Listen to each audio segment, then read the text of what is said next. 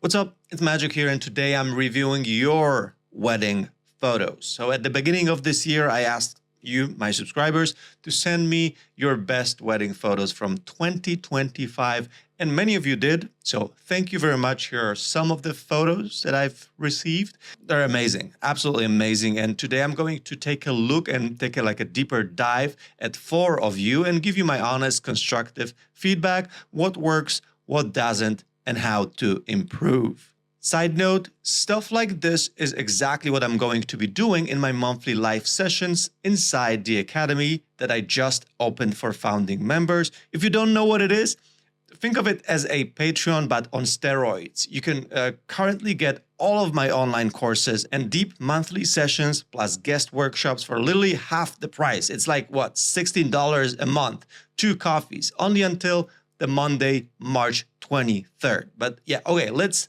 look at the photos now. First, I'm looking at a set from Christian. You've sent me 12 black and white photos, and these are beautiful. These photos are amazing. I absolutely love the intentional game with the light. Like I can see that you have a very artistic eye to all of these images. You're just playing with the shadows, you're playing with the light.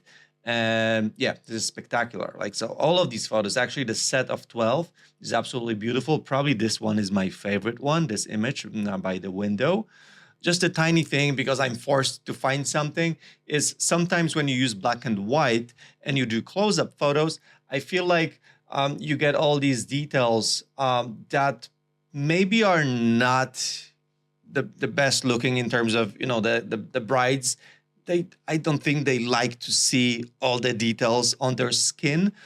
So yeah, so some photos are like this might just be better off with either slightly less contrast, but also I don't want you to change your editing throughout the images, or maybe just adding some little retouching, you know, the skin retouching, or like softening the skin so it doesn't look like this. But this is a very minor issue here. I actually looked at your Instagram. I was like, oh, this guy is like really cool. Let me look up his Instagram. And I was surprised to see that you're not very active on this platform. 55 weeks ago, I think this is the last one that you've posted 3 weeks ago.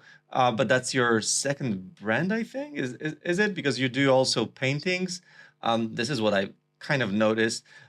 So yeah, so your stuff, your wedding stuff is like way from 40 weeks ago. And the photos that you've sent me are from last year. Then I was like, okay, let me go to his website. And it doesn't exist. The website is your artistic. I'm guessing you're like a painter, and that's your primarily job. But like, dude, your photos are spectacular. And I think like with the more intention in the way you're posting and showing yourself online, you would definitely have a bunch of clients. Unless I'm missing something, let me know in the comments, or just DM me if you want. But I'm interested to hear your story. I think it's a like massive missed opportunity there to actually build this very aesthetically pleasing, you know, feed Instagram website where you would showcase your wedding photography as an artist, because like you clearly have this artistic spin to your photos. And that would sell well, especially like, I don't know where you live. It doesn't say, but San Francisco, this looks like Italy, this looks like Europe. If it's California, there's people who would pay tons of money for this artistic eye of yours. So that's just a little feedback. Overall, spectacular photos. Congratulations. Next up, we have Alice. And I'm not gonna lie, but like you guys are really amazing. Like all these photos that you guys send me are really cool. So yeah, so let me quickly scroll through these images. I see a consistent look. There's like kind of a warmer tones, little brownish tones, I would say. Very calm moments, nice posing. And I have literally one note. Like I'm scrolling through these images. I don't know if you have noticed that when I'm scrolling through these images, but now imagine where is the central autofocus point in your camera, right on the face of this person right here, the bride, here again, here again, here again, here again. And then there's so much space, overhead space above the heads here, here, here, here. This one is probably it works best here. I don't mind here, but many of these images like here have just so much of this space. And I think this is coming from the fact that you're using your central autofocus point and you're not recomposing. So like these images would just benefit way more if you would either crop them now or while shooting, if you would be looking at the composition and trying maybe to balance the composition the way so it's not all the time right in the center. Other than that, like these photos are really great. I really love the mood in these photos. And I also went to your Instagram only to find that there's no website, because I was like, oh, let me see that person. There's no website. I don't know what to say, to be honest. Is it like you guys are not wanting work or what? I know that website is not the most important thing these days, but it just adds so much if you can have your own place on the internet, when you can show yourself in a way that is not, like you're not closed into the frames of the Instagram.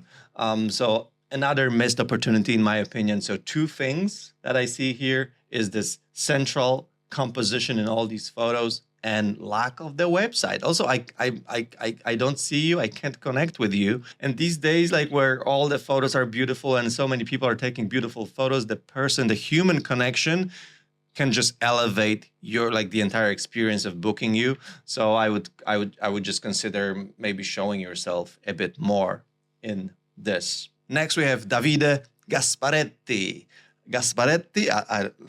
I'm sorry. I'm just trying. Another set of extraordinary images, to be honest. This is like my absolute favorite image, probably my favorite image out of all the photos that I've seen today. Like this photo has everything. I'm pretty sure that the car is standing, but it looks like it's so dynamic because you tilted a little bit your camera. Such a great moment. Yeah, of course it's not. There's no one behind the wheel, so it's not on the go. But either way, it just looks amazing. I wish it was in color. That's just my thing. I think this image just shows so much emotion, so much happiness. I'm pretty sure this car has a nice color. The sky has a nice color. The sun is like warm. Yeah, I would love to see that in color. Then this is interesting because that photo comes from the same kind of a photo shoot and moment than this photo, I think. This is the same couple, the same moment. If I would have them next to each other, this is the perfect example of how I teach other photographers. This is the image for you. This is the image for portfolio. This is the image for your couple. I do that as well. I take a photo for my couple when they're looking at the camera. They're like standing still and nice. And then I do the emotional photo, like the photo that I want to put on the top of my website and scream, book me so I can shoot more of this. And this photo is this for me. And this photo, buried deep in the gallery. I don't care about this photo. I don't want my clients to ask for photos when they look at the camera, when they're like just standing still. So while this picture is great for me, it just doesn't belong in portfolio. So that's my one thing. The second one is this. You see that one image stands out with a very different black and white edit. I'm not sure what it is. Is it film? I don't think it's film. The grain doesn't look film, but maybe, let me know. But yeah, you usually do very contrasty black and white images, and this just lacks contrast. And it just stands out as something that, is this from another photographer? Did I mess the folders? Did I mix? Like, it doesn't look like you. It doesn't look like your photo. So that's about consistency. And then I do have one more perfect proof of what I was talking about at the beginning with the Christian's photo. So when you do a close-up and when you use very contrasty black and white, the skin tend to not look great, no matter like how good the person's skin is. It's always gonna look much worse than in person. And while this image is beautiful, I am fairly convinced that the bride doesn't like it. because she looks at it and be like, oh, all these, skin blemishes and things. So that's why I personally don't do such a high contrast black and white images. Or if I do close-ups when I can see that skin, either you can soften up, and in the edit, use some of the retouch tools and soften it up a little bit, maybe add a grain to add a texture back. So that's kind of what I like doing. The other thing you could do, you could consider using the mist filters. Mist filters usually also soften the screen, soften the skin a little bit. In an image like this, there would be still a lot of that, but you would soften this a little bit, so that is something that I would definitely consider. And last but not least, we have Sergio from Mexico. Amazing set of images. Once again, amazing set of images. I also chose a very good sets for today's session, because I want to just showcase how good you guys are. These photos, all of these photos are spectacular. I absolutely love them. Insane places, insane places, light, composition. I feel like everything works here. This is such a good capture, like this moment. For me, two images like this one and this one just feel, and this one, sorry, these three images. So once again, let me just have them next to each other. So this one,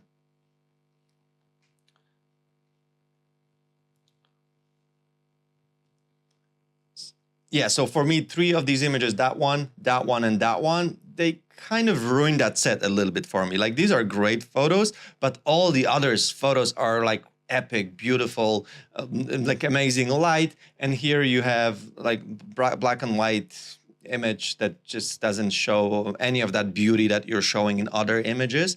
Then you have this photo that looks like a rainy day in, I don't know, Central Park or something. They're not wearing cool clothes. They're not wedding dressed. They're not dressed for a photo shoot. Maybe that's you. Is that you? Is that self-portrait? I hope it's not a self-portrait. And then this one is just like a greenery. It's a nice tilt effect. And then I also looked at your Instagram, and I think your curation could be also a little better. Because you have so many of these spectacular photos, but I kind of lose them between those like this one. Oh, it's a video. But yeah, this like kind of the first image. When you do a carousel, the first image is important because it just shows, like, it should be the hero shot.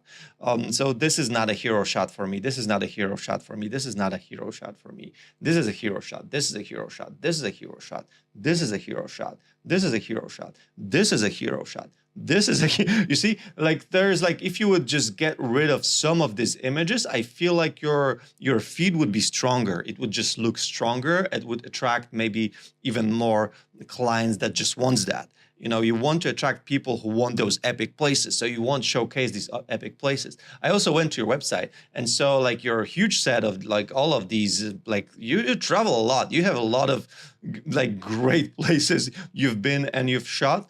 I also think that curation, you could like work on your curation. There are images here in that set that makes everything weaker. I would cut it by half and keep just the strongest images. Also, for the amazing photography that you're doing, your website is not selling it well, in my opinion. Like, it's too weak. It's weakening your brand. Because some of your images are just so spectacular. And when I land on your website, I can't really tell, like it looks like very old school, very old school website. Your font in your logo is like, I don't know. It's just not selling you well. I think you could work on a branding website and like, refresh yourself, reframe yourself, and then curate better to showcase the best of the best photos that you want actually couples to book you for. Yeah, so that's kind of it. I'm just scratching the surface here, like I'm doing really quick review so it's digestible on YouTube. But if you guys want more of this, let me know in the comments. And also, if you want to go deeper, if you want me go deeper on your work, consider joining Academy. I do have monthly live sessions planned, and I do have also guest workshops planned. So there's going to be a tons of education, not just me looking at the photos, but also analyzing the entire business's, portfolio strategy, what to show, what not to show, what to create, your website, how to position yourself with your website, what message to send with your website. For example, Sergio's website, I don't see any message sending to me. There's no words. I can't see you. I cannot connect with you. And that's the stuff I think it's worth working on. All of this kind of strategy stuff I'm going to be covering in these monthly coaching sessions. It's all about taking better photos and booking more awesome weddings. That's the whole point of the Academy. Again, the Academy includes monthly live session, all of my courses, including the brand new book, Awesome Weddings course. And currently it's open for founding members for as low as $199 per year. That's only $16 a month. Like, what is it? Like 2 coffees, you get this price locked forever. And after Monday, March 23rd, it's going to double. It's going to double to $400. I have already photographers coming in. If you're serious about this, not just watching free content, but actually improving your work and your business, join before Monday. The link is in the description. Thank you so much for watching, and I see you in the Academy.